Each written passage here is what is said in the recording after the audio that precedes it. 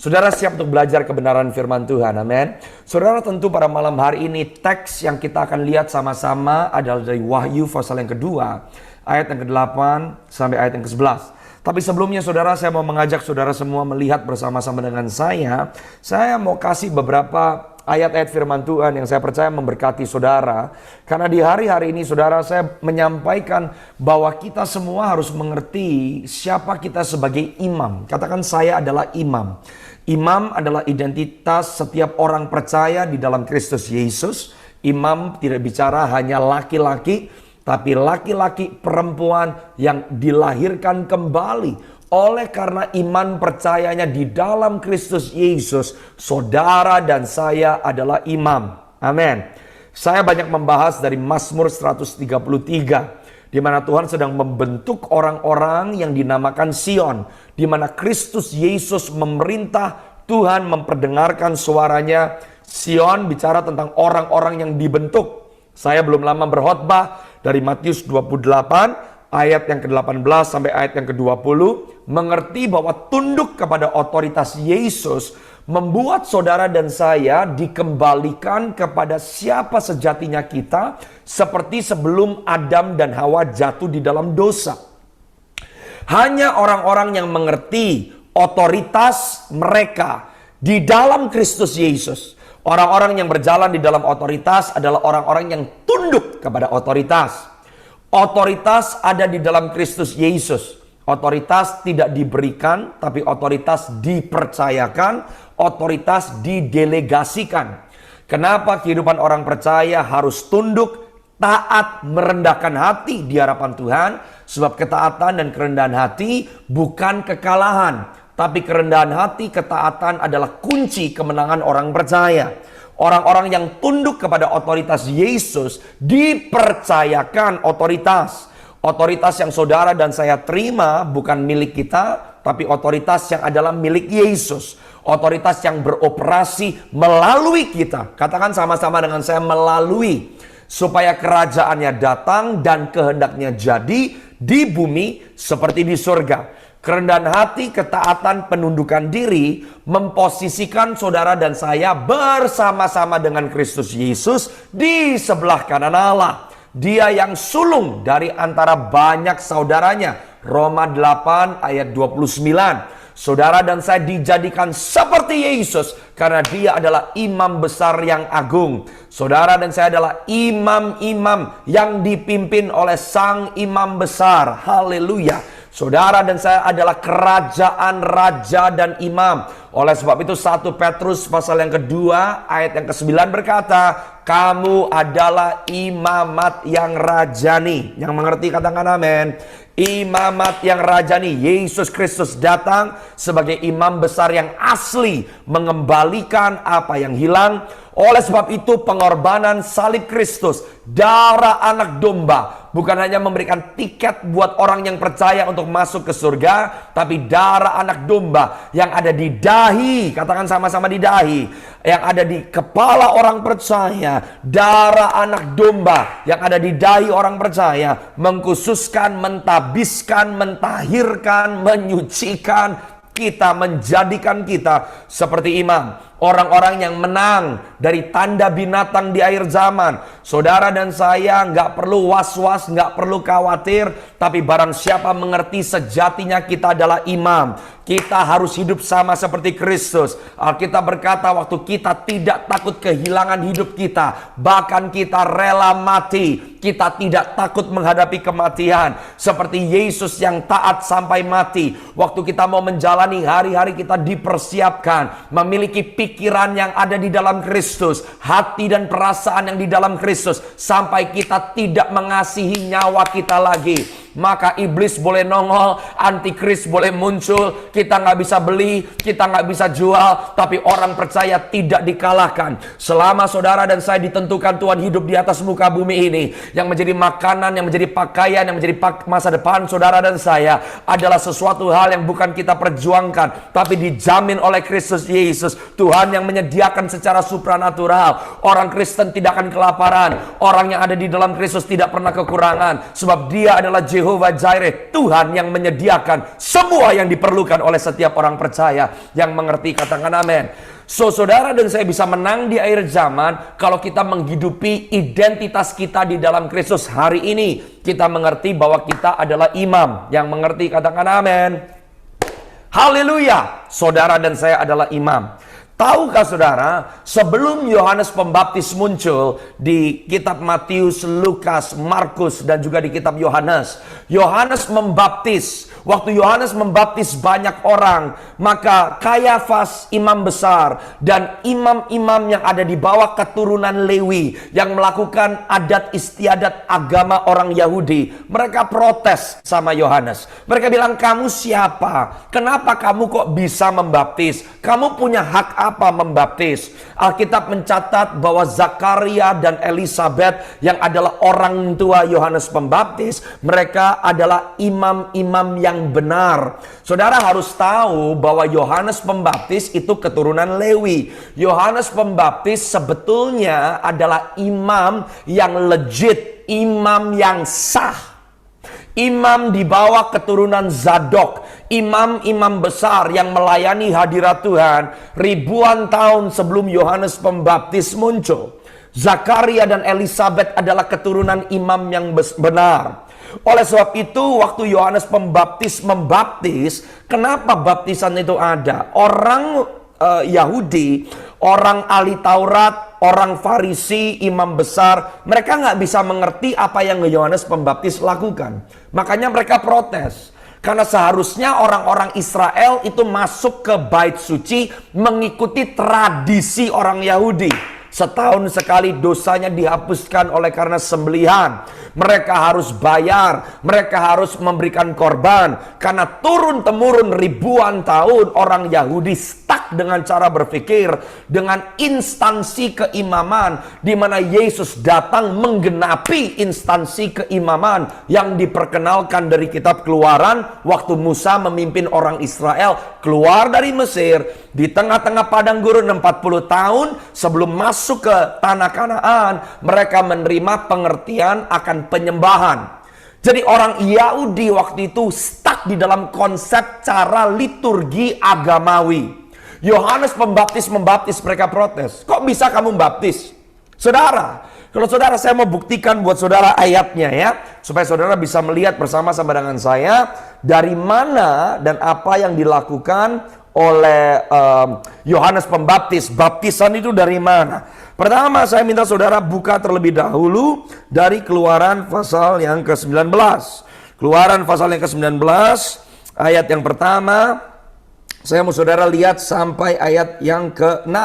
Di mana pada awalnya Tuhan menginginkan semua, katakan sama-sama semua. Bukan hanya orang Lewi, bukan hanya keturunan Harun, semuanya jadi imam, kerajaan imam. Makanya saya khotbahkan dari Kejadian 1:28, waktu Allah memberikan mandat kepada Adam dan Hawa. Kejadian 1:28 berkata, maka Allah memberkati mereka. Priestly blessing. Di bahasa Ibraninya memberkati adalah kata bara. Berarti Tuhan bukan hanya berkata, Adam dan Hawa kamu sukses, Adam dan Hawa kamu gak kelaparan, Adam dan Hawa kamu berhasil. Tapi waktu Alkitab berkata Allah memberkati mereka, Allah memberikan institusi, Allah melepaskan otoritas, Allah mengangkat, Allah mengkomisikan, Allah menjadikan Adam dan Hawa seperti dia. Haleluya.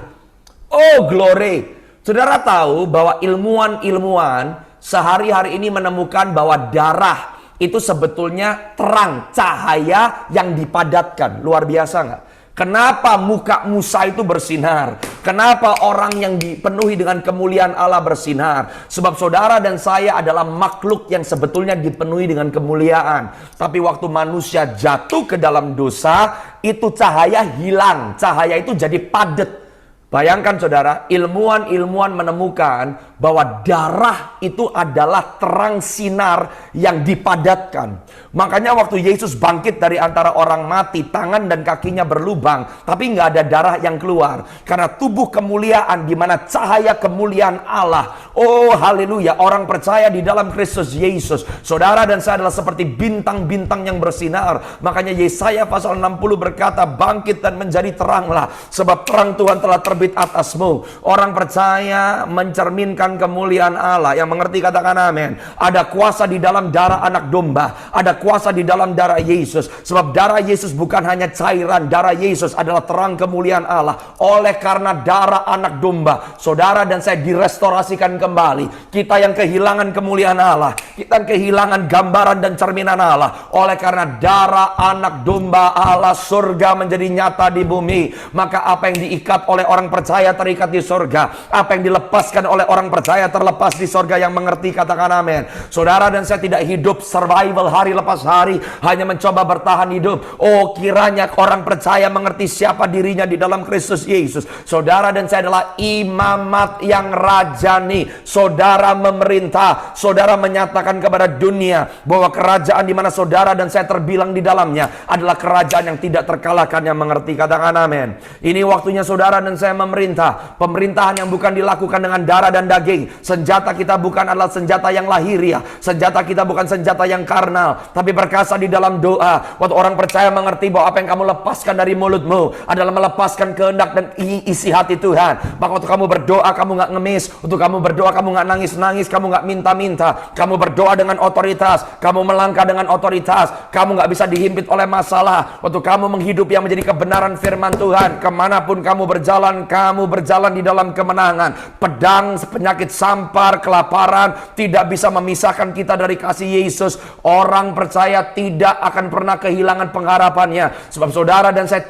bukan berasal dari dunia ini, tapi orang yang lahir baru. Meskipun daging kita masih ada di dunia, tapi roh kita originally from heaven. Dan sang pemilik surga, raja segala raja, tinggal di dalam saudara dan saya. Dan saya percaya ini waktunya di mana realita kerajaan yang tidak terlihat harus lebih nyata, harus lebih kita yakini daripada apa yang kita lihat, apa yang kita saksikan dengan mata jasmani kita. Yang mengerti katakan amin. Glory to God. Oh glory. Lihat Keluaran pasal yang ke-19. Ini yang Tuhan sampaikan kepada orang Israel. Ya, makanya dia kasih 10 hukum Taurat. Setelah dikasih 10 hukum Taurat, itu janji nikah. Hukum Taurat itu nggak pernah dihapuskan, tapi digenapi. Kalau hukum Taurat dihapuskan, berarti Tuhan kita bukan Tuhan yang benar. Hukum Taurat adalah siapa dia yang tidak bisa disangkali.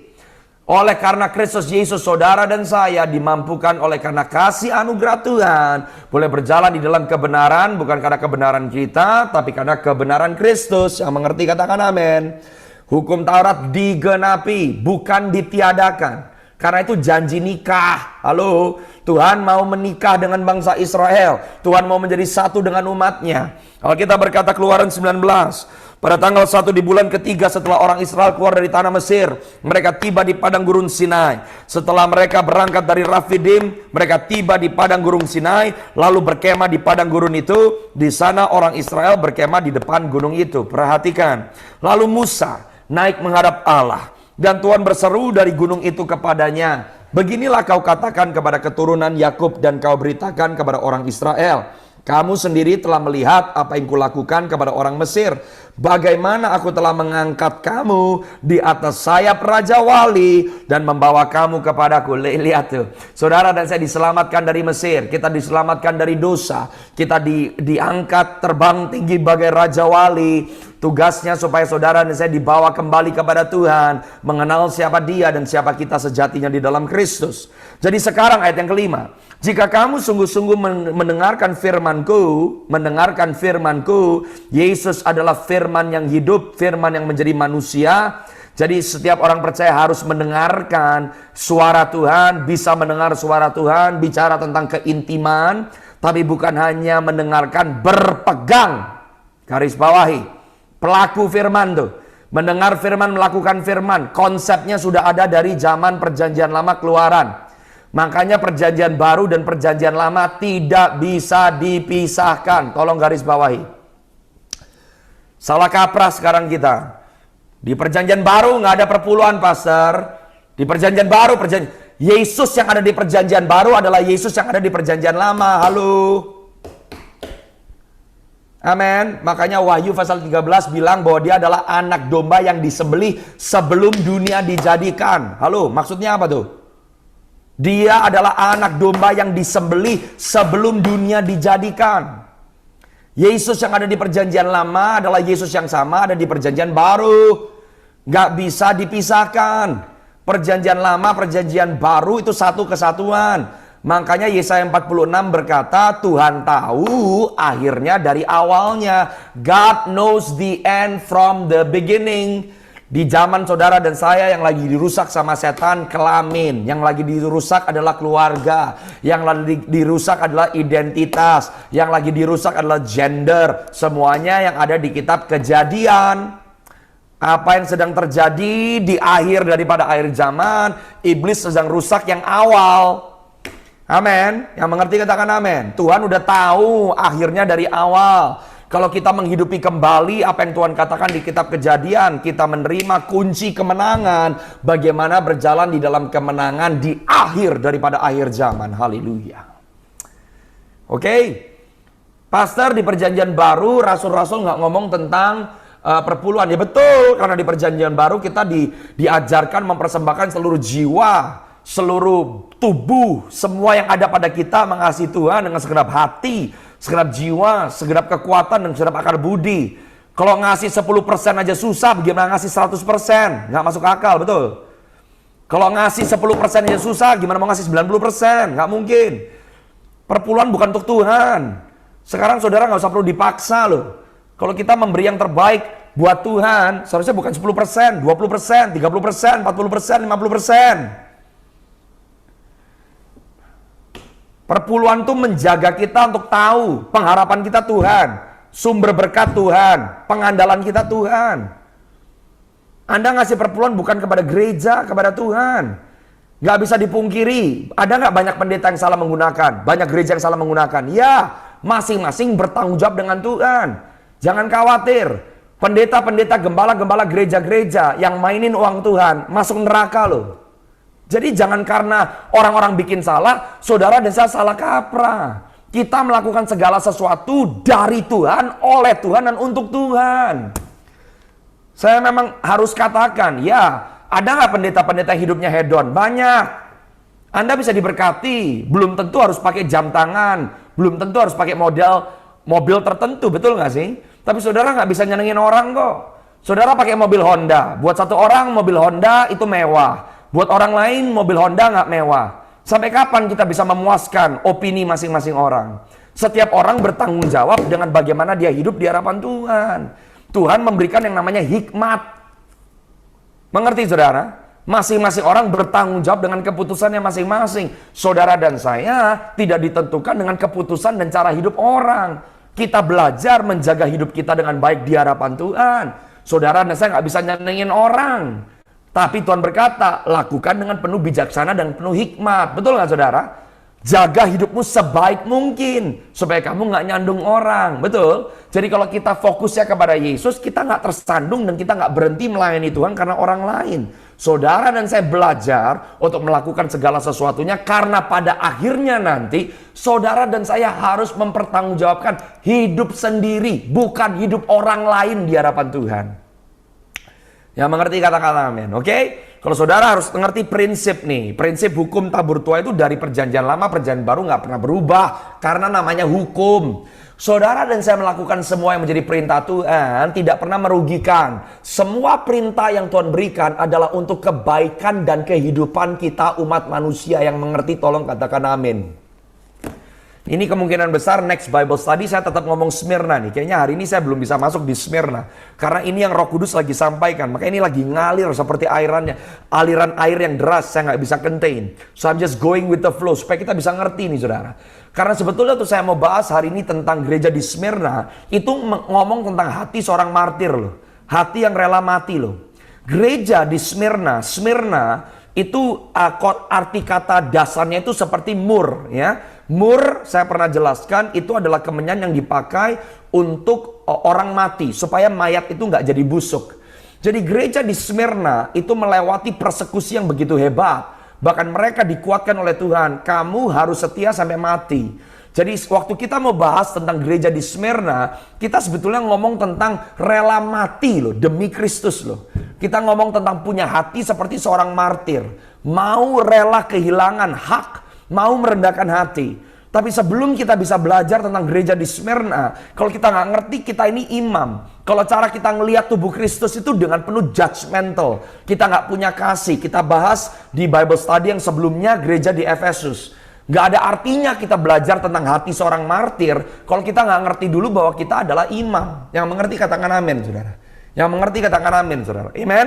Saudara dan saya harus mengerti kenapa kita ada di dalam tubuh Kristus di gereja lokal. Karena kita mengasihi orang lain. Kita menerima kekurangan dan kelebihan orang lain. Kita nggak dihentikan. Kalau kita gampang kecewa, sakit hati, mundur, kepahitan, kita nggak bisa hidup seperti imam, saudara. Makanya kehidupan kita di dalam Kristus, tapi kita nggak menghidupi apa yang sudah dibeli oleh Kristus. Lah kita juga enggan melakukan yang menjadi prinsip-prinsip kebenaran firman. Amin. Coba lihat kembali Keluaran 19, saya lanjutin tuh. Ayat yang kelima saya baca ulang. Jadi sekarang jika kamu sungguh-sungguh mendengarkan firman-Ku, berpegang, mendengar dan melakukan firman, kamu akan menjadi milik kesayangan-Ku dari antara segala bangsa. Lihat, kita dipisahkan. Saudara dan saya dipisahkan dari dunia ini. Makanya saya katakan, orang yang dapat perkenanan dari Tuhan itu dikecualikan. Lah nggak adil dong, yang memang nggak adil. Perkenanan Tuhan membuat hidup saudara dan saya nggak adil. Tuhan bilang sama orang Israel, kamu akan menjadi milik kesayanganku dari antara segala bangsa, sebab seluruh bumi adalah milikku. Itu unik tuh. Bangsa Israel Tuhan rindu dikhususkan, jadi yang paling kesayangannya, Tuhan bilang, karena seluruh bumi itu punyaku. Saudara dan saya di dalam dan oleh karena Kristus Yesus, apa yang tadinya hanya tersedia untuk orang Israel, sekarang saudara dan saya yang bukan keturunan Yahudi, Abraham secara daging, saudara dan saya bisa ngambil bagian, kita dikhususkan, dikuduskan, dipisahkan oleh karena Kristus, kita jadi umat kepunyaan Allah. Supaya, katakan sama-sama dengan saya, supaya satu bumi bisa berjumpa dengan Tuhan. Saudara dan saya dikasihi, dipisahkan, diberkati, diluputkan. Bukan buat kita sendiri, tok. Saudara dan saya dikhususkan, dipisahkan, dikasih, disayangi. Supaya, katakan sama-sama supaya, orang lain diberkati, diselamatkan, dijamah. Karena Tuhan rindu kalau bisa tidak ada satupun orang binasa, tapi mereka semua menerima keselamatan di dalam Kristus. Saudara dan saya harus mengerti fungsi kita terlebih dahulu. Amin. Gimana saudara dan saya bisa jadi imam kalau kita benci sama keluarga kita sendiri? Makanya asas-asas pokok kekristenan, belajar mengampuni, belajar meninggalkan, belajar melupakan, belajar sangkal diri, belajar sangkal emosi kita, sangkal perasaan kita. Itu dasar. Supaya kita bisa direstorasikan sebagai imam. Katakan sama-sama imam. Lihat tuh ayat yang ke-6. Nih, ini Tuhan pengennya satu bangsa. Ayat yang ke-6, Keluaran 19. Kamu akan menjadi kerajaan imam dan bangsa yang kudus bagiku. Oh glory. Inilah semua firman yang harus kau katakan kepada orang Israel. Tuhan maunya satu bangsa, tapi ditolak sama bangsa Israel. Mereka bikin lembu emas. Mereka gagalkan itu janji nikah Tuhan. Oh come on. Makanya waktu Musa marah, dia pecahin itu 2 loh batu. Waktu dia mau hukum yang berontak, dia hukum. Yang gak mau untuk nurut, dia hukum. Dan Tuhan yang menghukum. Ingat ya saudara ya, dibantai orang-orang yang membangun lembu emas itu. Tuhan ngomong lewat Musa. Musa yang berkata-kata, siapa di pihak Tuhan? Sebelah kanan. Siapa yang di pihak yang melawan Tuhan? Di sebelah kiri. Semua orang Lewi, katakan sama-sama dengan saya, orang Lewi. Mereka memilih ada di pihak Tuhan. Oleh sebab itu keimaman itu akhirnya modelnya Tuhan turunin lewat suku Lewi. Tapi waktu Yesus datang, bukan hanya suku Lewi, Dan bahkan keimaman itu sudah bukan dengan tata cara keimaman Harun. Tapi dia adalah imam besar. Under the order keimaman Melkisedek. Katakan sama-sama Melkisedek. Oleh karena darah Yesus, setiap orang yang percaya, gak usah keturunan Yahudi, gak usah keturunan Lewi, asal kamu dan aku memiliki Kristus Yesus adalah sang imam besar. Saudara dan saya menjadi imam. Makanya saudara dan saya, oleh karena darah Yesus, kita jadi baitnya Roh Kudus. Haleluya. Amin. Jadi udah bukan lagi di tempat gedung saudara dan saya. Tapi jangan salah artikan perkataan saya. Datang berkumpul bersama-sama di perkumpulan raya itu penting. Karena esensinya Tuhan masih bekerja di dalam perkumpulan orang kudus.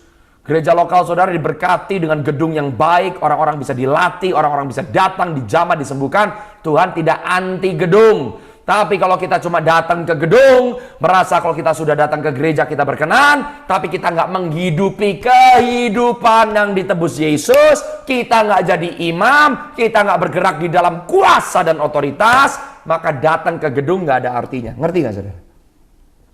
Oke? Katakan sama-sama kita semua disempurnakan. Katakan kita semua disempurnakan. Amin. Kalau kamu cinta Tuhan, kamu cinta orang. Kamu tidak bisa mengasihi Tuhan kalau kamu nggak mengasihi orang. Kamu nggak bisa mengasihi orang kalau kamu nggak mengasihi Tuhan. Makanya itu adalah hukum yang pertama, hukum yang kedua. Dan tidak bisa dipisahkan. Yang mengerti katakan amin ya. Jadi kita semua adalah imam. 1 Petrus 2 ayat 9 berkata, kita adalah imamat yang rajani. Katakan imamat yang rajani. Katakan imamat yang rajani. Haleluya. Nih sekarang buka Bilangan 4. Ayat yang ke-34. Sampai ayat yang ke-35. Supaya saudara ngerti nih, kenapa Yesus dibaptis waktu dia umur 30. Sebelum dia memulai pelayanannya. Jadi saudara harus tahu, dari zaman dulu, dari zaman keimaman, sebelum imam itu bisa mulai melayani, mereka harus dibasuh. Oke? Dibasuh itu artinya apa? Dibaptis. Sebelum Yohanes Pembaptis nggak ada konsep baptisan. Kecuali Anda tarik ke perjanjian lama, waktu imam-imam dibasuh. Makanya orang Sanhedrin, orang Farisi, Kayafas tuh ngamuk sama Yohanes Pembaptis. Dia tuh bilang, kamu tuh siapa kalau baptis orang? Karena pada zaman itu konsep dibaptis hanya berlaku untuk imam. Haleluya. Glory. Jadi waktu Yohanes Pembaptis mulai membaptis, Yohanes Pembaptis itu menyuarakan bahwa imam besar itu akan datang. Bahwa hukum yang mematikan itu akan segera berhenti. Bahwa setiap orang yang mau percaya kepada yang diutus oleh Bapa, semuanya akan jadi imam. Orang Israel ribuan tahun harus datang ke bait suci karena yang layak cuma keturunan Lewi yang adalah imam. Tapi Yohanes Pembaptis mulai mencanangkan, kalau kamu menerima anugerah dari Tuhan, kalau kamu mau bertobat, kalau kamu mau merendahkan hati, yang jadi imam bukan hanya keturunan Lewi, tapi setiap orang yang mau percaya kamu jadi imam. Haleluya. Makanya Kayafas itu protes tuh. Kamu siapa? Kamu bukan imam. Jangan lupa, saya katakan Yohanes Pembaptis itu keturunannya Zakaria dan Elisabet. Siapa Zakaria dan Elisabet? Mereka adalah imam. Bahkan Alkitab mencatat mereka adalah imam-imam yang benar. Oke? Makanya waktu Tuhan Yesus datang, Yohanes Pembaptis bilang begini, aku nyopot kasutmu itu nggak layak loh. Tapi Yesus berkata, kamu harus lakukan supaya ini adalah penggenapan kebenaran. Loh. Yang dibaptis oleh Yohanes Pembaptis adalah imam besar yang agung. Makanya Yohanes Pembaptis bilang, aku baptis. Aku baptis, tapi yang akan datang, kamu harus dibaptis sama dia. Yohanes Pembaptis, makanya Yesus berkata, tidak ada yang lebih besar sebetulnya daripada Yohanes Pembaptis. Karena Yohanes Pembaptis satu-satunya nabi yang membaptis imam besar yang agung. Yesus Kristus yang datang menggenapi rencana Bapa yang sempurna. Nangkep gak ini saudara? Oke? Kenapa Yesus dibaptisnya di umur 30? Itu bukan hum pimpa alayum gambreng. Ada ayatnya. Di mana Bilangan 4. ayat yang ke-34. Musa dan Harun bersama para pemimpin umat Israel mencatat Bani Kehat menurut kaum-kaum yang ada dalam kaum keluarga mereka.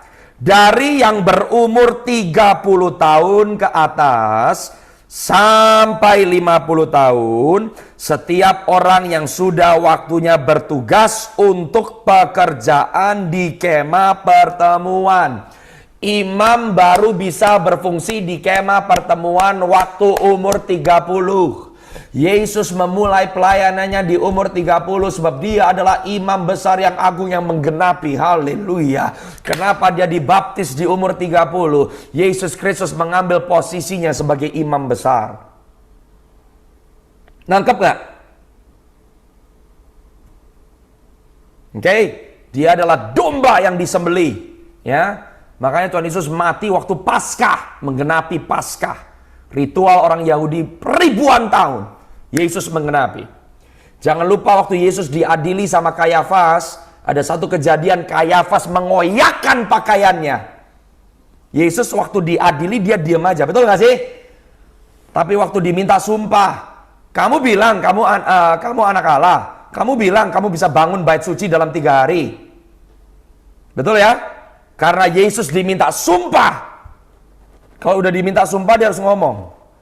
Kalau dia diam aja berarti apa yang dia ngomongin itu nggak benar. Makanya Yesus berkata, ya tepat seperti yang kamu katakan. The moment Yesus mendeklarasikan yes bahwa dia adalah anak Allah, yes, Kayafas mengoyakkan pakaiannya. Kalau saudara baca di peraturan Musa, imam besar tidak pernah boleh merobek pakaiannya sendiri, tahu nggak? Jadi waktu si Kayafas itu lagi merobek pakaiannya, Kayafas lagi nggak sadar, dia sedang menanggalkan keimaman. Yesus naik ke kayu salib, dia ambil posisi imam besar yang agung. Prosesi penyembelihan domba Paskah waktu Yesus disalibkan tidak dilakukan oleh imam besar Kayafas, tapi Yesus, makanya kitab Ibrani berkata, dia membawa darahnya sendiri. Bukan ke bait suci yang ada di bumi. Dia bawa darahnya sendiri ke bait suci yang ada di sorga. Yesus melakukan prosesi sebagai imam besar yang agung. Membawa bukan darah binatang, tapi darahnya sendiri. Anak domba Allah yang disembelih, yang tidak bercatat, yang tidak bercelah, untuk keselamatan saudara dan saya. Ngerti gak saudara? Amin. Katakan, aku adalah imam di dalam Kristus Yesus. Jadi hidup saudara yang percaya kepada Yesus gak main-main ya. Jadi kita gak hidup kalah lagi, amin. Tapi kita khususkan, kita pisahkan diri kita. Oleh karena Kristus yang memampukan kita, Roh Kudus yang menguatkan saudara dan saya berjalan setiap hari. Katakan sama-sama dengan saya, setiap hari. Bukan oleh karena kuat gagah kita, tapi oleh karena kebaikan Kristus. Amin. Jadi saudara lihat ya, semua yang ada di perjanjian baru menggenapi. Katakan sama-sama menggenapi. Katakan menggenapi, bukan meniadakan, menyempurnakan yang ada di perjanjian lama. Perjanjian lama, perjanjian baru tidak bisa dipisahkan. Tidak bisa. Karena Tuhan yang ada di perjanjian lama adalah Tuhan yang ada di perjanjian baru. Yesus yang ada di perjanjian lama adalah Yesus yang ada di perjanjian baru. Amin. Saya sempat sampaikan beberapa hal yang Tuhan mulai singkapkan. Saya pernah khotbah tentang Gideon dan bujang yang namanya Purah. Saudara akan temukan Yesus Kristus itu muncul di perjanjian lama di waktu-waktu yang berbeda-beda. Ya, amin ya saudara ya. Saudara sadar nggak? Waktu Yusuf mau masuk ke istana Firaun, ingat, waktu Yusuf menafsirkan mimpi-mimpi, ada 2 orang di penjara yang mimpinya ditafsirkan, betul ya? Juru minum dan juru roti, cup bearer. Cup bearer itu yang megang gelasnya raja. Biasanya gelasnya bukan diisi kopi, diisinya apa? Anggur. Ya, juru minum dan juru roti. Juru roti, dia bikin apa? Roti, bukan bikin nasi rames, bukan bikin nasi padang, roti. Jadi yang membawa Yusuf untuk masuk ke pelataran raja adalah darah dan roti. Tubuh Kristus dan darah Kristus. Jadi bayang-bayang pengorbanan Yesus Kristus sudah ada di perjanjian lama. Ngerti nggak saudara? Haleluya, luar biasa ya. Amin. Oke, nangkep ini dulu. Sekarang saya minta saudara buka, ini pelan-pelan saya masuk nih. Tentang topik kita pada malam hari ini, gereja yang ada di Smyrna. Kisah para Rasul pasal yang pertama ayat yang ke-8. Supaya saudara nangkep dulu nih ya. Kisah Para Rasul pasal yang pertama ayat yang ke-8. Oh, glory to God, glory to God, glory to God. Amen. Jadi waktu Daud itu bermazmur, Mazmur 133, seperti minyak di kepala Harun, yang ke janggut dan ke jubahnya turun, Daud itu dapat pewahyuan tentang keimaman. Oh, haleluya. Keimaman saudara dan saya. Makanya dia bisa pakai efod loh. Daud itu bukan imam tapi dia pakai efod, nggak mati loh saudara. Dia nggak mati loh saudara. Haleluya. Karena dia mengerti. Daud itu bisa melihat. Daud udah ngomong tentang Mesias yang akan datang. Daud itu dapat pewahyuan tentang darah Yesus. Ribuan tahun sebelum Kristus Yesus datang. Glory to God. Makanya Tuhan berkata bahwa Daud adalah orang yang mengejar hatinya. Tuhan mau kita seperti Daud loh saudara. Yang nangkep isi hati Tuhan. Yang bisa naik ke atas gunung kudus Tuhan. Yang bisa punya keintiman dengan Tuhan. Amin. Kita nggak di bawah hukum. Kita nggak jadi orang-orang yang ngikutin liturgi, nggak. Makanya mengasihi Tuhan. Karena dikasih oleh Tuhan terlebih dahulu. Itu adalah esensinya orang percaya di dalam Kristus Yesus. Amin. Haleluya. Saya excited saudara. Kebenaran firman Tuhan itu melepaskan. Itu melepaskan kita. Efod itu apa? Baju imam. Efod itu adalah pakaian yang dipakai oleh imam. Ya. Nah makanya Samuel itu juga bukan keturunan Lewi loh. Samuel itu keturunan Efraim. Elkana bapaknya Samuel itu orang Efraim, bukan orang Lewi. Tapi waktu dia ada di kemah suci yang ada di Silo, kalau Anda baca di 1 Samuel 1, 1 Samuel 2, Samuel itu bisa tidur di sebelah the Ark of the Covenant. Samuel bisa tidur, bocah kecil tidur di sebelah tabut perjanjian gak mati. Kok bisa? Dia bukan keturunan Lewi, keturunan Efraim. Karena Samuel mengecap, oh kasih karunia Allah yang membuat kita gak bisa dipisahkan dari hadirat Allah. Ibunya Hana memakaikan setiap tahun Samuel dikasih baju efod. Efod itu adalah pakaian imam. Saudara dan saya gak layak, tapi oleh karena darah Yesus. Katakan sama-sama, boleh gak? Kita berhenti sebentar saudara, angkat tanganmu tinggi-tinggi, katakan terima kasih Tuhan. Untuk darah Yesus yang melayakkan aku. Kalau saudara ngerti apa yang Tuhan Yesus sudah lakukan buat saudara dan saya, kamu gak main-main dengan hidupmu. Katakan terima kasih Tuhan, bahwa Engkau memakaikan pakaian imam. Engkau menjadikan aku seperti Engkau. Engkau membuat aku layak. Oh terima kasih Tuhan, Engkau melayakkan aku untuk berdiri di dalam hadirat-Mu yang kudus. Untuk melayani Tuhan, melayani pekerjaan kudus Tuhan. Saudara hari ini kalau engkau sempat merasa dirimu itu gak bisa, gak layak, gak berarti bertobat hari ini. Dan katakan terima kasih. Karena Yesus, hidupku bukan kehidupan yang sia-sia. Aku bukan anak sial, aku bukan orang yang malang. Tapi Engkau menjadikan aku untuk melayani Tuhan sepanjang dan seumur hidupku. Haleluya. Katakan amin saudara. Oke, perhatikan baik-baik Kisah Rasul 1 ayat yang 8, oke? Alkitab berkata di Kisah Para Rasul pasal yang pertama ayat yang ke-8. Alkitab berkata, tetapi kamu akan menerima kuasa bila mana Roh Kudus turun ke atas kamu, dan kamu akan menjadi saksi-saksiku di Yerusalem, di seluruh Yudea dan Samaria, dan sampai ke ujung bumi. Saya minta saudara tolong catat, kata saksi di bahasa Ibraninya adalah kata martir. Jadi literally, waktu Tuhan berkata, kamu akan menerima kuasa bila mana Roh Kudus turun ke atas kamu, supaya kamu bisa jadi martir. Orang yang dipenuhi Roh Kudus dimampukan untuk hidup menyangkal dirinya dan rela untuk mati untuk Kristus. Oke. Ini saya perlu bahas nih. Saudara, ada seseorang yang bertanya kepada saya. Seseorang yang bertanya kepada saya ini berkata seperti ini, Pastor, contoh kalau di dalam perkumpulan raya, kita berbahasa roh, terus ada orang yang gak setuju dengan bahasa roh, ada orang yang bahkan bukan orang Kristen tersandung atau enggak. Jadi ada orang yang berkata, ngapain bahasa roh kalau orang lain tersandung? Saudara dan saya harus ngerti dulu. Orang percaya berkumpul di dalam pertemuan-pertemuan kudus, tidak semua pertemuan itu untuk penginjilan. Saudara nggak perlu bahasa roh untuk nyandung orang. Saudara bisa ngomong bahwa ada satu jalan keselamatan, namanya Yesus. Saudara ngomong gitu aja ada orang yang tersandung kok. Betul nggak? Nggak usah bahasa roh.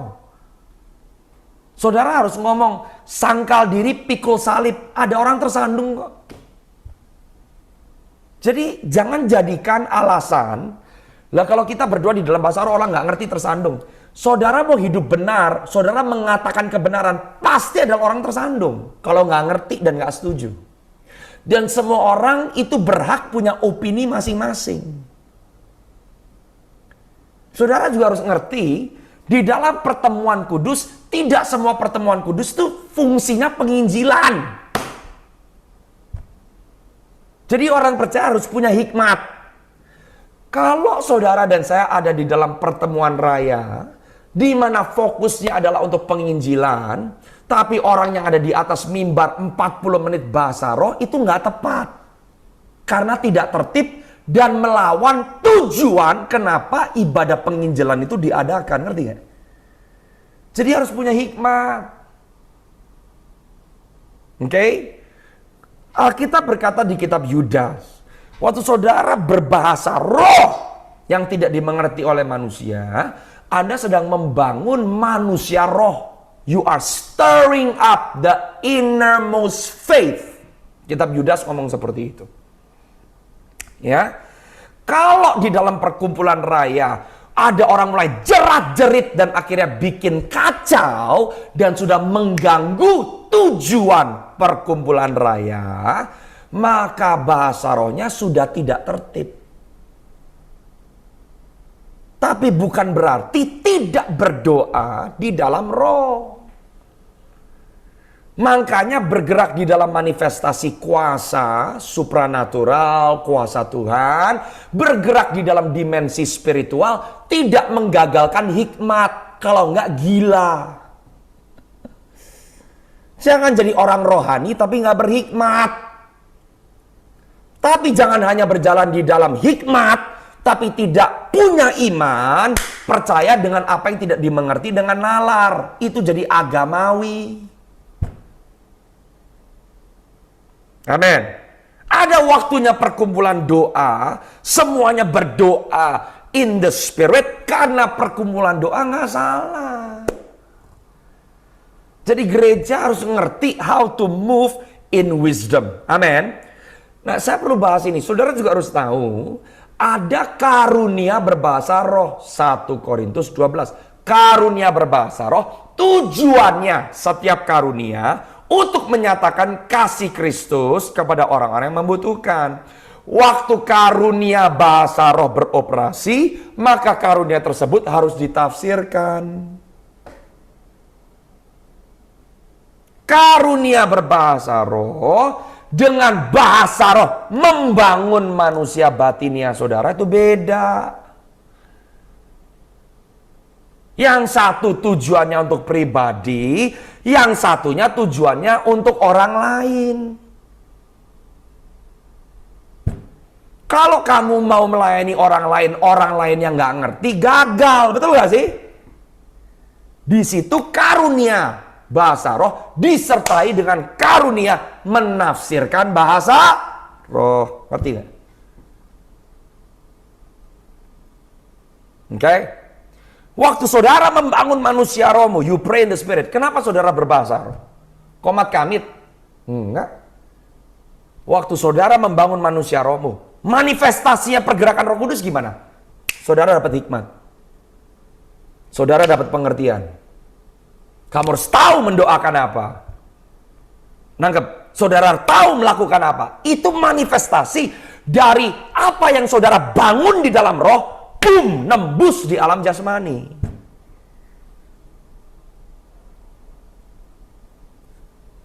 Oke. Kamu mengerti, katakan amin ya. Oke. Jadi saudara harus ngerti dulu nih. That's why pengertian itu harus dimiliki. Supaya saudara dan saya itu tertib, ya. Jadi peraturan tunduk kepada orang yang memimpin di sebuah pertemuan rohani berjalan itu harus nggak ada orang Kristen liar. Dibedakan yang mana untuk pribadi dan bagaimana menempatkan diri bersama-sama dengan saudara seiman. Kalau kita ngerti ini landasannya selalu kasih. Katakan sama-sama kasih. Makanya Paulus bilang di 1 Korintus 13, kalau kamu nggak punya kasih, mau pakai bahasa malaikat, nggak ada gunanya. Mau dapat mimpi, penglihatan, karunia jalan, tapi kita egois, kita ngakimin orang, kita pandang rendah orang, kita nggak rela kita disalahin orang, kita nggak sabaran dimaki orang. Paulus bilang nggak ada gunanya.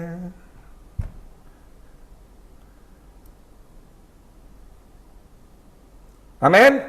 Oke. So kembali ke Kisah Rasul 1 ayat yang ke-8.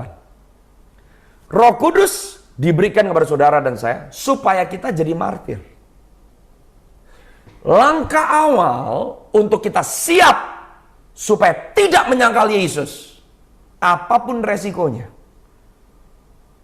Kita nggak bisa sampai ke tahapan itu kalau kita nggak belajar menyangkal diri, mati dari reputasi kita, mati dari ego kita.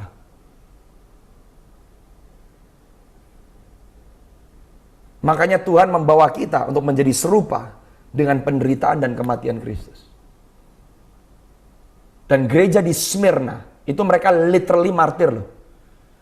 Kalau saudara pelajari sejarah, salah satu martir yang ada di gereja di Smyrna itu namanya Polycarp. Dia dibakar hidup-hidup sama kerajaan Roma. Oke?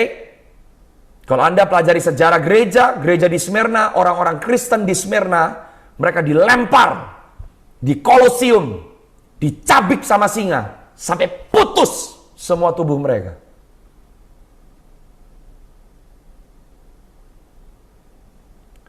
Tuhan sedang berkata kepada gerejanya, saudara dan saya harus siap. Gak usah takut tapi, jangan takut. Makanya harus ngerti dulu, barang siapa di dalam Kristus, tidak ada yang bisa memisahkan kita dari kasih Kristus. Sanggup nggak kita bisa kuat kayak begitu? Sanggup. Nggak bisa pakai kekuatan sendiri. Makanya ditolong Roh Kudus. Setiap hari waktu kita hidup, hidup untuk Kristus. Hidup untuk kepentingan Kristus. Amin. Dan saya percaya kita semua adalah orang-orang yang mau dipersiapkan. Nangkep dulu ya. Roh Kudus diberikan supaya saudara dan saya bisa jadi saksi. Salah satu dimensi saudara dan saya bisa efektif bergerak di dalam kuasa Tuhan adalah waktu kita rela mati terhadap diri kita sendiri. Simple. Banyak orang tidak bisa dan akhirnya tidak mengalami pergerakan Roh Kudus karena takut ditolak waktu ngomong nggak diterima. Kalau kita masih takut ditolak, berarti kita belum mati terhadap reputasi kita sendiri. Ya makanya gimana mau kuasa Tuhan bisa terjadi? Ngelangkah aja enggak? Kenapa? Takut. Kenapa ketakutan itu racun? Karena ketakutan adalah salah satu manifestasi dari yang namanya sombong. Amin? Oke. Sekarang kita buka teks aslinya yang kita mau belajar sama-sama. Wahyu pasal yang kedua, ayat yang ke-8.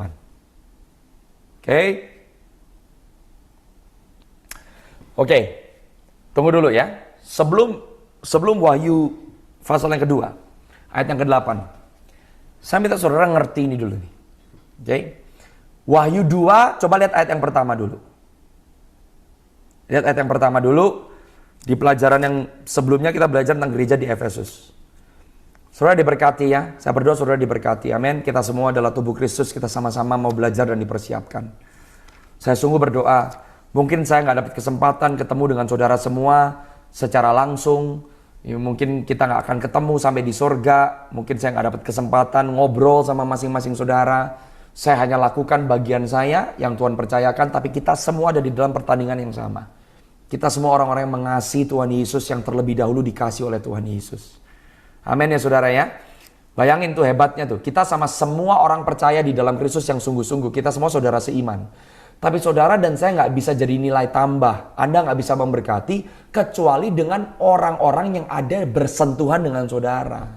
Makanya ini pentingnya saudara jadi berkat dimanapun kau berada. Di keluargamu, gereja lokalmu gitu loh saudara. Kita semua sih tubuh Kristus. Sama orang di Ukraina, orang di Mongolia, orang di Afrika. Semua kita bagian dari tubuh Kristus. Tapi kita masing-masing, karena kita nggak bisa ada di semua tempat, kita nggak omnipresent. Saudara dan saya diajarin Tuhan setia di mana Tuhan menempatkan kamu. Amin. Makanya harus sayang sama gereja lokal saudara. Harus sayang sama saudara seiman. Harus sayang sama keluarga saudara. Karena dengan orang-orang di sekitarmu lah, saudara dipercayakan Tuhan untuk memberkati mereka. Amin. Saudara tidak datang ke sebuah gereja lokal hanya untuk terima. Saudara dan saya sudah dikasih tahu sama Tuhan prinsip kerajaan. Beri, maka kamu akan Amen. Oke, lihat dulu. Wahyu pasal yang kedua yang pertama. Ini luar biasa nih. Jadi kita kalau lihat firman tuh nggak bisa dipisahkan sekali lagi ya.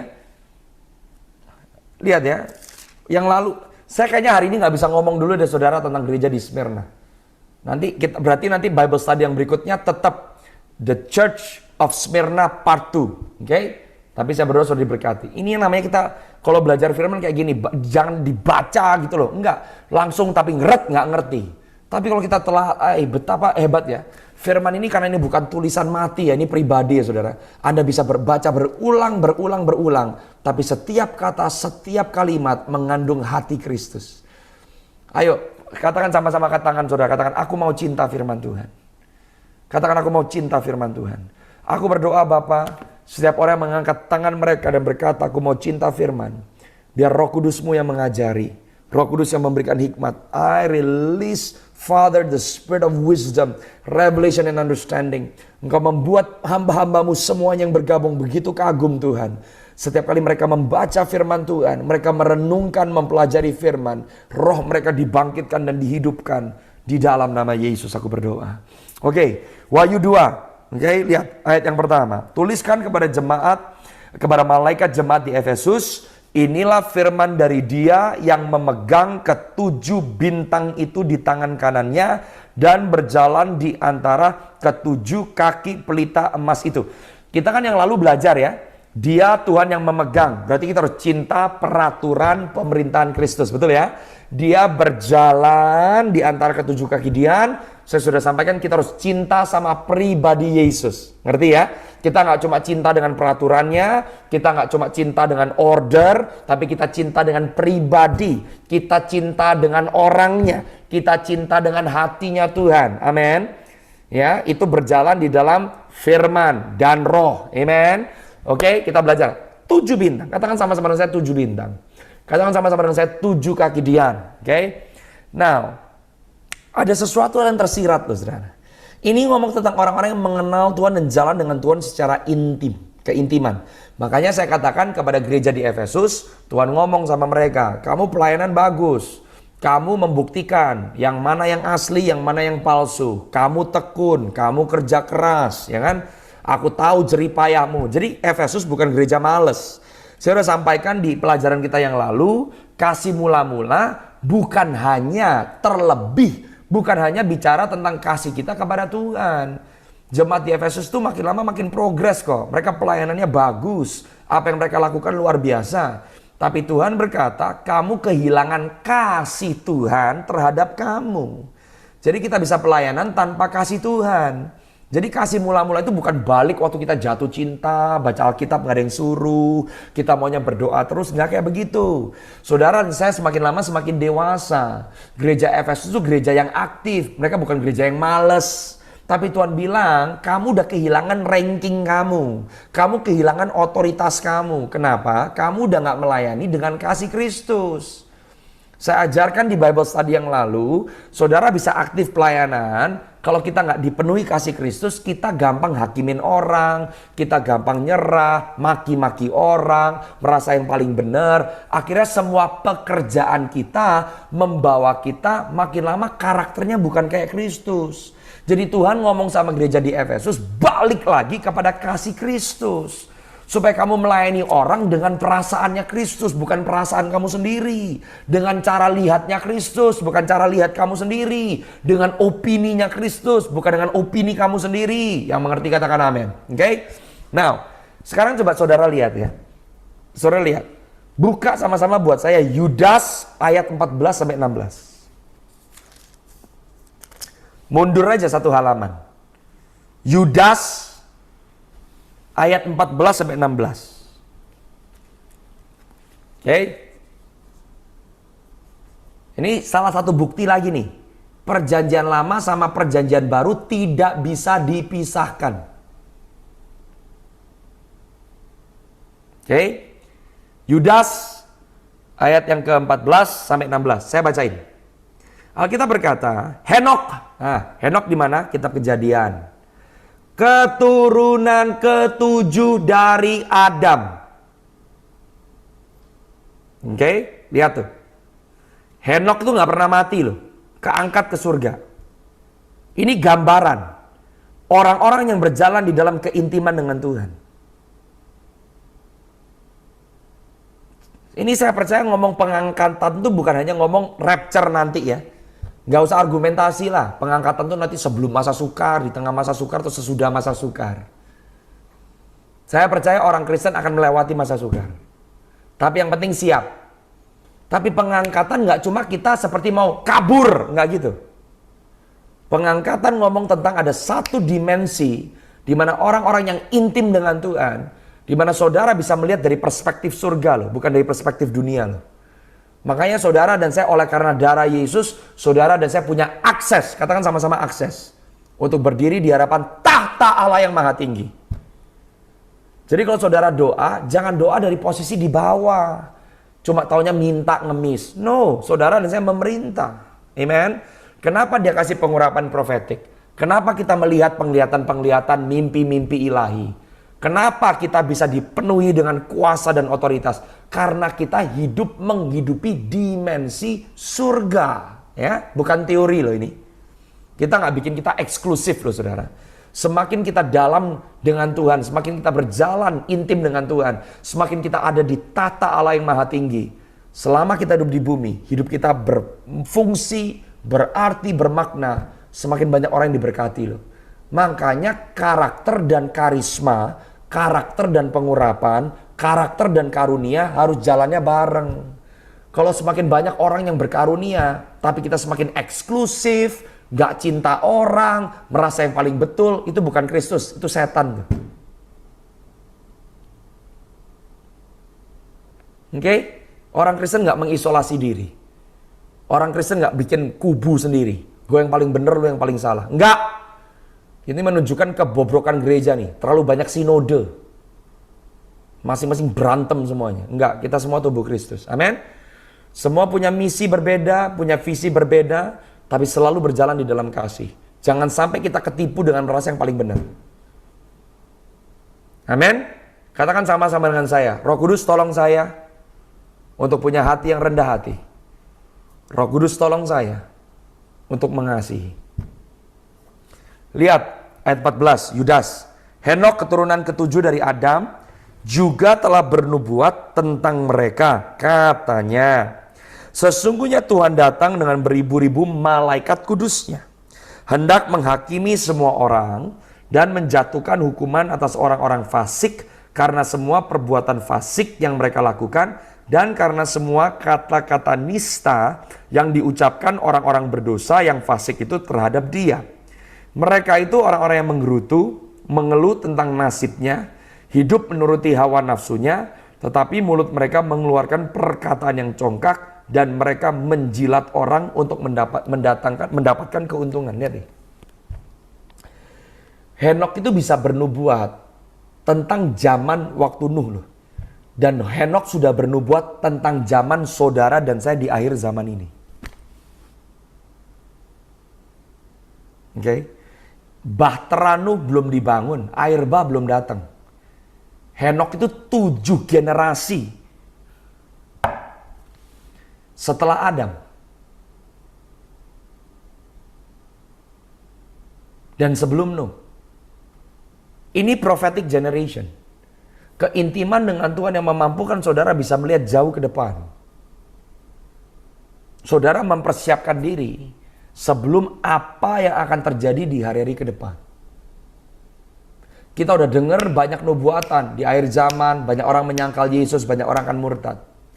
Banyak orang berkata, mana akhir zaman? Yesus nggak datang-datang. Itu pernyataan konyol. Saudara harus jujur sama diri kita sendiri. Kalau Tuhan Yesus datang besok, kita siap nggak? Kalau antikristus muncul besok, kita siap nggak? Kalau Kristus belum datang, saudara, sebetulnya itu anugerah. Supaya kita mempersiapkan diri kita dengan baik. Supaya kita sungguh-sungguh menghidupi siapa kita sejatinya. Dan gak jadi orang Kristen yang tidak menerima upah. Bukannya memerintah bersama dengan Kristus, hidup kita di luar dari ruang Maha Kudus Tuhan. Oke? Saudara dan saya harus ngerti. Coba lihat ya. Apa yang dinubuatkan sama Henokh? Coba perhatikan ayat 14 lagi. Kalau di bahasa Inggrisnya dikatakan, saya bacain dulu bahasa Inggrisnya. It was also about this that Enoch, the seventh from Adam, prophesied, saying, lihat, behold, the Lord comes with 10,000 of his holy ones.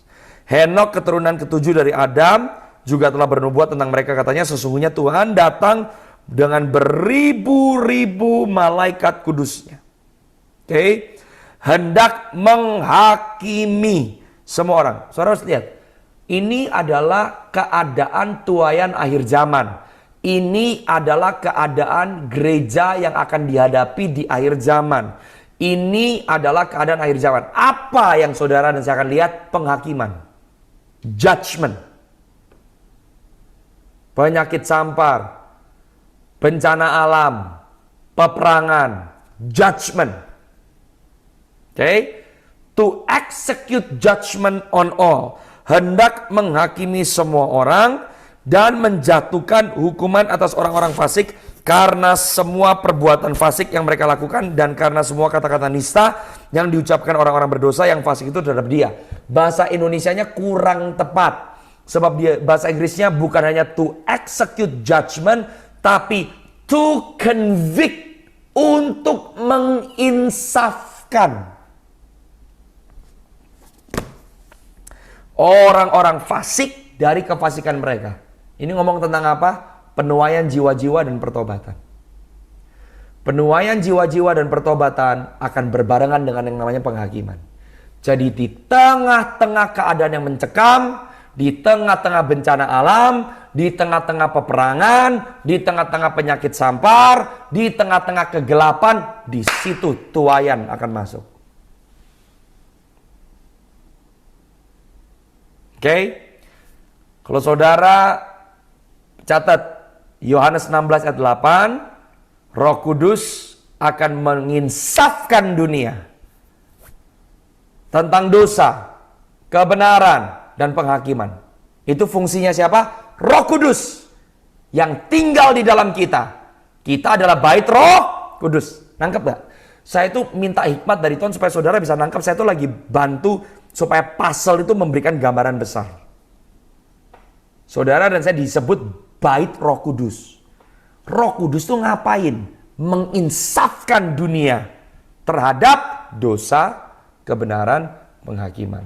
Saudara dan saya adalah imam-imam.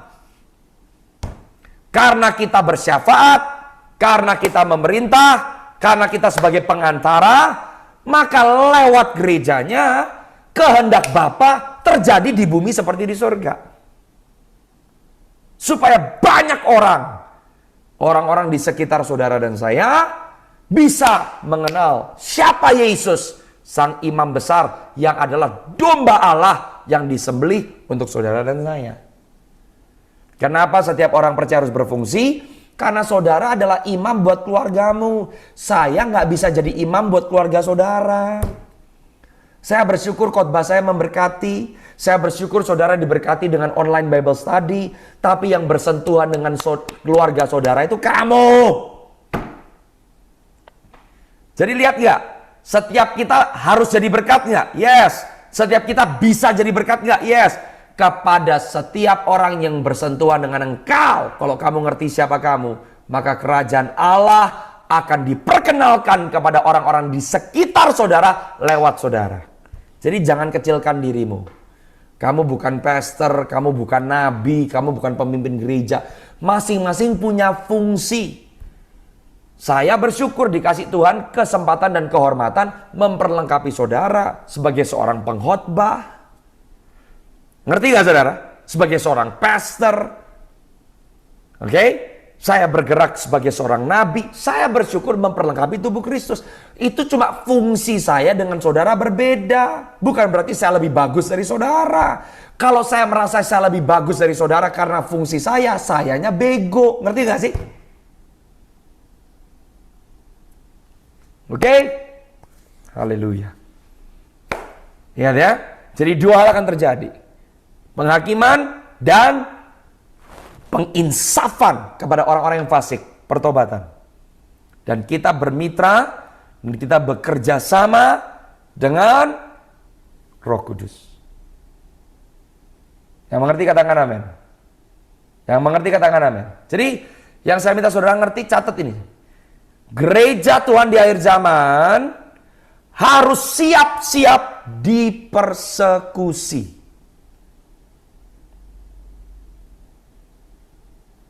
Oke?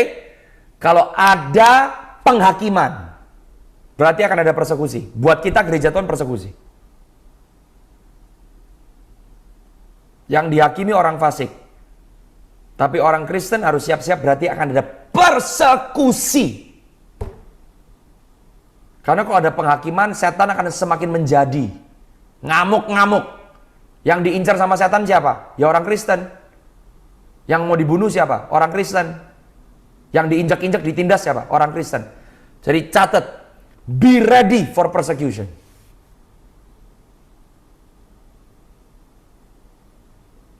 Persekusi itu persecution. Persecution itu berarti kalau di bahasa Malaynya saya kurang tahu itu. Ini ada yang nanya soalnya. Apa itu persekusi di bahasa Malaynya? Aniaya, itu dia. Thank you so much Ivan.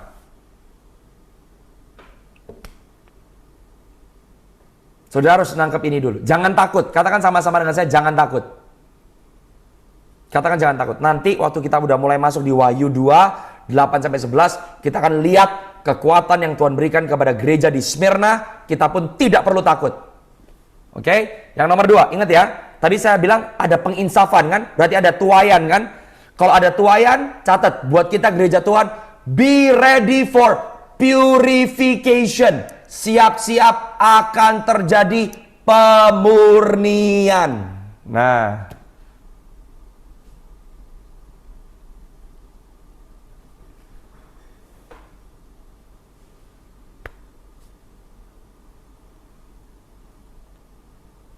oke, siap-siap bahwa akan terjadi pemurnian.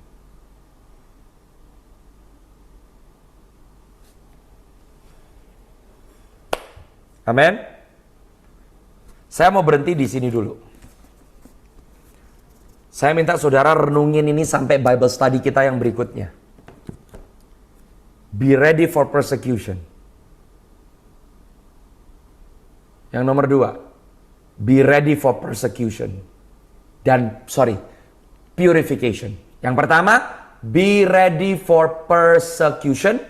Yang kedua, be ready for purification. Siap-siap akan ada persekusi, siap-siap akan ada pemurnian.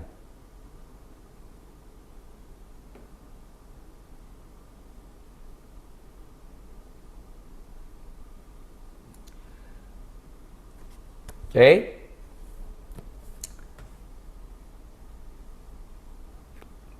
Ada yang tulis di kolom komentar, apakah sudah mulai? Sudah mulai. Tapi intensitasnya akan bertambah. Untuk saudara-saudara seiman kita di negara-negara Timur Tengah, di tempat-tempat tertentu, intensitasnya lebih besar. Tapi saudara dan saya harus siap-siap. Dan saya mau katakan gereja Tuhan di bangsa kita yang tercinta Indonesia harus siap-siap. Oke? Ingat dulu, Roh Kudus diberikan, Kisah Rasul 1 ayat 8, supaya saudara dan saya jadi martir. That's why we need the power of the Holy Spirit. Tapi kenapa kita dimurnikan? Kenapa persekusi terjadi? Ada tuaian yang besar. Haleluya. Jiwa-jiwa akan datang kepada Kristus. Dan orang-orang percaya akan bergerak di dalam dinamika kuasa pengurapan Roh Kudus. Menyembuhkan yang sakit. Melepaskan yang terbelenggu. Orang-orang yang matanya buta mereka akan melihat. Orang-orang yang terikat mereka akan terlepas. Tapi di tengah-tengah tuaian kegerakan Tuhan yang besar, siap-siap persekusi dan pemurnian. Ini kita harus cerna dulu, kita harus perhatikan terlebih dahulu. Baru nanti di Bible study yang berikutnya, saya percaya Roh Kudus akan terus menjelaskan kepada kita dan kita belajar dari gereja di Smyrna. Amin saudara. So siap-siap, judgment is coming. Oke? Dan saya percaya, I want to release this as a prophecy. Saya percaya, bahkan di bangsa kita yang tercinta Indonesia, Tuhan katakan kepada saya dengan jelas bahwa Tuhan akan mulai menghakimi orang-orang yang kotor, dan penghakiman akan dimulai di dalam gereja Tuhan. Semakin banyak exposure, kepalsuan akan terjadi di dalam gereja Tuhan. Tapi saya percaya termasuk di dalam pemerintahan, di dalam hal-hal yang terjadi, korupsi yang tersembunyi akan mulai muncul. Amen. Tapi akan dimulai dari gereja Tuhan supaya hidup kita didapati oleh Tuhan bersih, benar di hadapan Tuhan. Amen. Saya percaya saudara bahwa Tuhan akan melawat bangsa kita Indonesia. Bahkan Tuhan menyatakan kepada saya, I want to prophesy this in Jesus name. Akan ada badan anti korupsi yang baru yang akan muncul, bukan KPK. Tuhan akan bangkitkan satu badan yang baru untuk memberantas, dan ini akan menjadi tanda di mana pembersihan sedang masuk di bangsa kita yang tercinta Indonesia. I prophesy this in Jesus name. That's what the Lord says. Tapi saudara harus siap, gereja harus bangkit, lakukan bagian kita. Amin saudara. Untuk kita jadi imam. Untuk kita sungguh-sungguh menjadi perantara Tuhan kepada orang-orang yang ada di sekitar kita. Amen. Haleluya. Yang diberkati katakan haleluya. Saudara bisa catat di kolom komentar, saya berdoa saudara semua diberkati. Kita semua siap. Dan saudara, mari bangkit, persiapkan keluargamu. Bangun mesbah, bangun bahtera di dalam keluargamu. Suami, istri, anak, orang tua, sanak saudara semuanya, jangan sia-siakan waktu dan kesempatan yang Tuhan berikan buat saudara dan saya. Amin. Saya mau berdoa buat saudara. Kamu angkat tanganmu tinggi-tinggi di hadapan Tuhan. Seba torolomun sika taralamanse. Le syukurolomun sika taralamanse peke syuko torolomun sete. Aku berdoa di dalam nama Yesus. Tuhan, aku berdoa biar saat ini Roh Kudus-Mu yang memberikan hikmat, pewahyuan dan pengertian dan kemampuan yang ilahi untuk setiap masing-masing hamba-hambamu, orang-orang yang sungguh-sungguh dikasih oleh Yesus dan mengasihi Yesus, boleh bangkit sebagai imam di dalam generasi mereka. Aku berdoa kuatkan yang lemah pada malam hari ini, tapi Tuhan persiapkan kami, dan kami tahu bahwa hamba-hambamu yang bergabung di Bible study ini dan orang-orang yang terdampaki oleh kehidupan mereka dan orang-orang yang juga mendengar apa yang firman-Mu sedang katakan kepada kami percaya kami sedang dipersiapkan sebagai sisa-sisa the remnant yang akan berdiri waktu banyak yang rebah di sebelah kiri dan kanan kami, tapi kami berdiri di atas batu karang yang kokoh. Dan kami menyatakan kepada dunia bahwa pengharapan di dalam Kristus Yesus tidak pernah hilang. Tapi Tuhan, kasih-Mu selalu ada. Bagaimana sebagai setiap orang yang berseru kepada nama Yesus, Engkau berjanji di kitab Yoel, barang siapa berseru kepada nama Tuhan, maka mereka akan diselamatkan. Bapakku berdoa, bangkitkan generasi yang profetik lewat online Bible study, Rivers of Life, Apostolic Ministry, apapun yang menjadi pelayanan, entah itu di keluarga, gereja lokal, pekerjaan, bisnis, usaha, buat hamba-hamba-Mu berhasil. Dan aku berdoa mereka berjalan dari kemenangan lepas kemenangan. Tuhan, kami tahu bahwa Tuhan yang berperang untuk kami dan kami dijamin kemenangannya.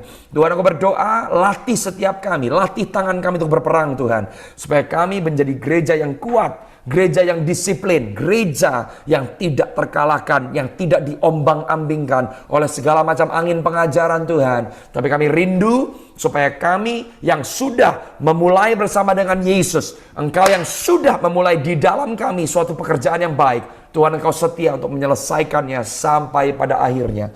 Aku berdoa di dalam nama Yesus.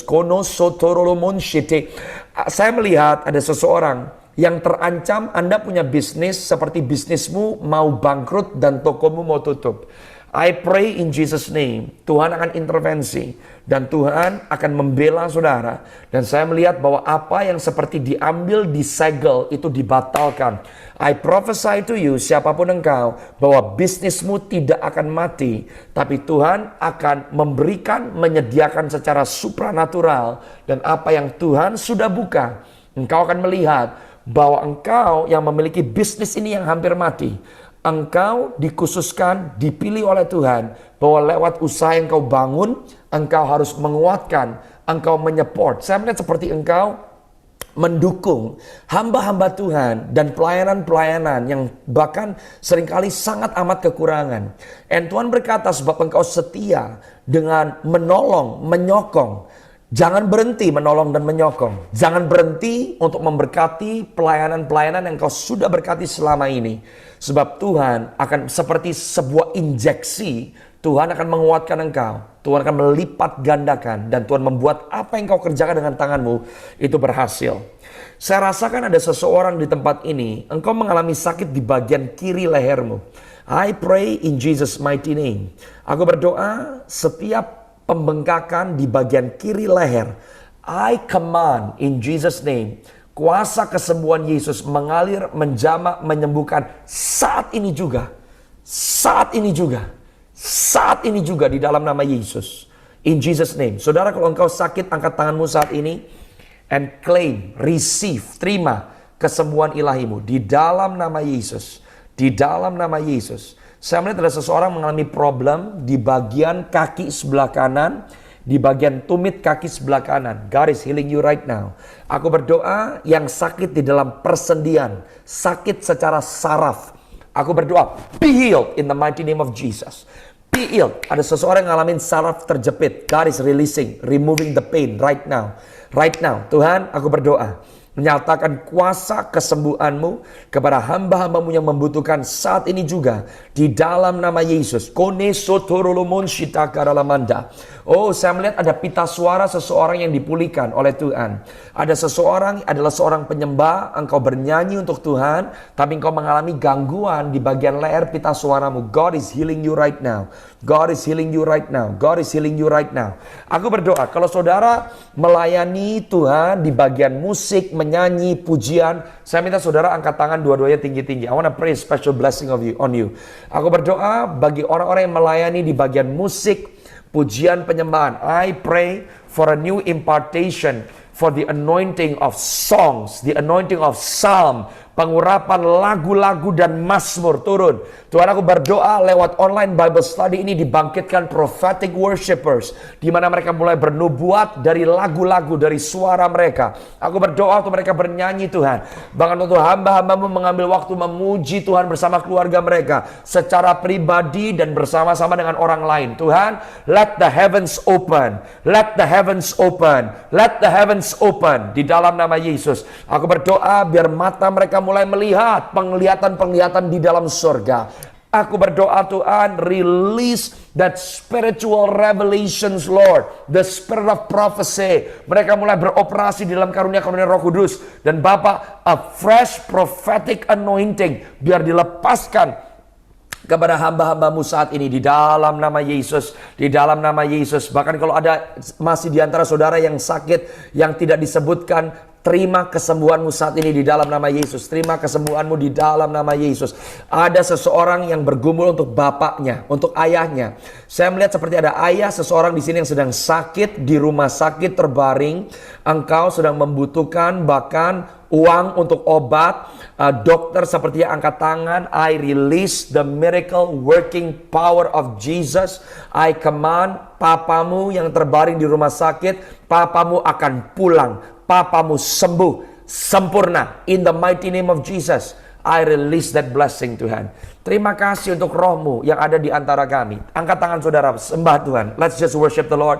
Oh haleluya. Kone sokorolumunshi kataralamanda. Lord, I thank you for your spirit. Rohmu yang membakar hati kami. Rohmu yang membakar hati kami Tuhan. Terima kasih Tuhan, Engkau hadir di tengah-tengah kami. Engkau memberkati setiap kami yang haus. Kami haus akan Engkau. Kami mengasihi Engkau Tuhan. Kami berdoa sama-sama. Mari bersyafaat sama-sama dengan saya saudara. Berdoa untuk gereja-gereja. Berdoa buat gerejamu. Berdoa untuk tubuh Kristus. Kami berdoa untuk kebangkitan gereja-gereja. Kami berdoa untuk kesatuan tubuh Kristus. Kami berdoa gereja Tuhan di Indonesia arise and shine. Kami berdoa memberkati gereja-gereja dengan sinode-sinode, denominasi-denominasi yang berbeda-beda. Kami perkatakan bahwa roh Tuhan akan menghampiri setiap gereja-gereja yang ada Tuhan. Kami berdoa untuk gereja-gereja yang kaki diannya sudah hampir mati. Jangan biarkan mati Tuhan. Tapi kami berdoa Engkau jamah, bangkitkan semangat hamba-hamba Tuhan, pemimpin-pemimpin gereja yang mau menyerah. Kami berdoa biar yang palsu mulai terekspos. Tuhan singkirkan yang palsu.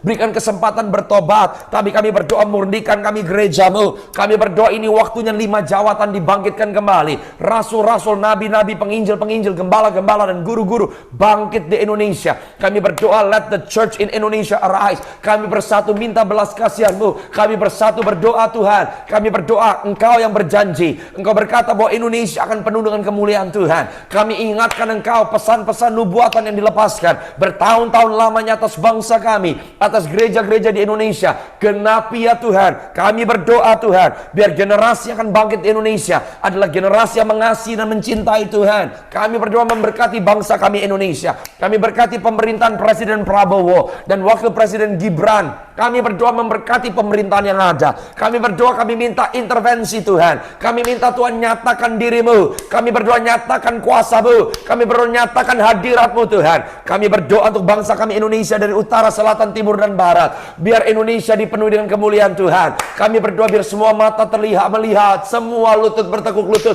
semua lidah mengaku Yesus Kristus anak domba Allah yang sudah disembelih untuk dosa manusia. Engkau adalah Raja di atas segala raja, Tuhan yang akan datang kembali untuk kedua kalinya. Kami berdoa, kami percaya Tuhan, kami akan lihat kemuliaan-Mu, kami akan lihat lawatan-Mu, dan kami bersyukur untuk kesempatan kami boleh berkumpul bersama-sama, berdiri sebagai satu tubuh Kristus. Ajari kami Tuhan menghidupi apa yang kami dengar, apa yang kami pelajari dari kebenaran firman-Mu. Terima kasih Bapa, angkat tanganmu, terima berkat dari Tuhan sebelum Engkau kembali ke rumahmu, ke aktivitasmu, ke peristirahatanmu di dalam nama Tuhan Yesus. Terima berkat dari tempat yang maha tinggi. Tuhan memberkati engkau dan menyinari engkau dengan wajahnya. Oh Tuhan menghadapkan wajahnya kepadamu dan memberikan kepadamu kasih karunia. Tuhan menghadapkan wajahnya kepadamu dan memberikan kepada engkau damai sejahtera. Apa yang kau buat dengan tanganmu akan dibuat oleh Tuhan berhasil. Saya sebelum selesai, saya melihat ada seseorang di sini, kamu punya peternakan. Saya lihat kamu dikelilingi dengan ayam-ayam. God is going to expand your business. God is going to expand your land. I prophesy that. Segala hormat, pujian, syukur hanya bagi nama Tuhan kami Yesus Kristus. Di dalam nama Yesus, semua yang diberkati oleh Tuhan. Mari sama-sama katakan amin. Haleluya. Puji Tuhan saudara. Saya bersyukur untuk saudara semua. Sampai jumpa di Bible Study yang berikutnya. The Church of Smyrna Part 2. Masih di 7 Churches Series. God bless you. Terima kasih Sela, Sandy. Thank you so much. Pak Aguang dari Surabaya, may the Lord bless you. Sari, Keisha, Ang, Tony, Anca, Yeremia. Oh, God bless you all. Selamat malam semuanya. Saudara kalau mau menabur di pelayanan Rivers of Life Apostolic Ministries, rekening BNI kami ada tertera di depan saudara. Setiap pemberian taburan saudara sangat mendukung yang menjadi visi yang Tuhan berikan untuk kita memperlengkapi tubuh Kristus. Dan saya berdoa Tuhan memberkati tangan-tangan saudara, apapun yang saudara perbuat dibuatnya berhasil. Amin.